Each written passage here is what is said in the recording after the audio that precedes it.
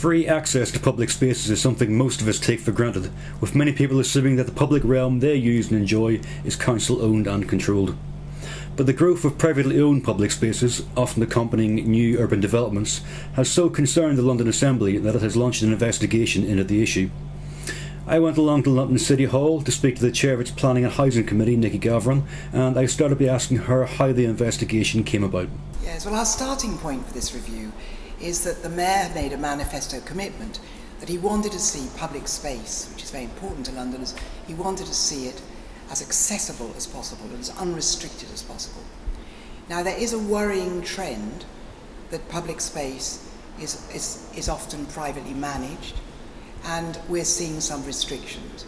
And so we want to do an investigation to see exactly what is going on, what are models of good practice and bad practice, and whether there's any way that we can actually make things better by coming up with putting policies in plans and with other measures.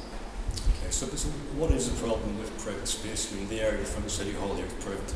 It's very clean, it's very safe. Well, I'm standing in City Hall, and City Hall is surrounded by a park and some wonderfully designed space and a walkway along the river and so on. And it's absolutely marvellous space, but it's privately managed by More London, who are the estate managers for this whole space, and they can impose restrictions.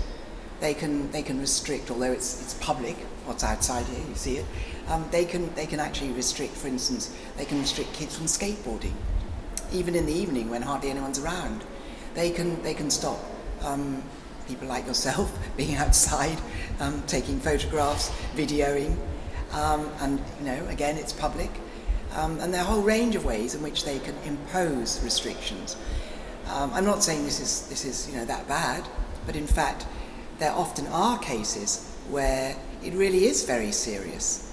I'd like to see this improved here, but particularly, we're on the river, and there are whole stretches of the thoroughfare along the river, and Londoners should be able to walk along their river frontage all the way. The Thames belongs to everyone, and in fact, a lot of the time, there are places where it's absolutely inaccessible, or it's closed off to private residents. Now that isn't right, absolutely isn't right. And as London becomes more crowded, as it becomes denser, which is absolutely inevitable, public space, which has always been at a premium, becomes more and more precious, more important to people. And we want to see it being absolutely as unrestricted and accessible as possible. So that's the motivation for doing this review. And we've already seen, particularly in big commercial developments, that there is a role for planning policies and other measures to play.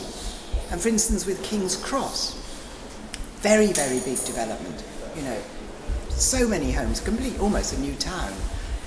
That's going to be taken over. The management of those open spaces and thoroughfares is going to be taken over by Camden.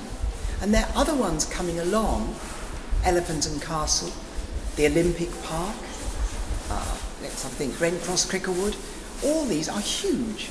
They're virtually new towns, mixed use, several schools, parks, open space, closed markets, open markets, etc. All this needs to be investigated.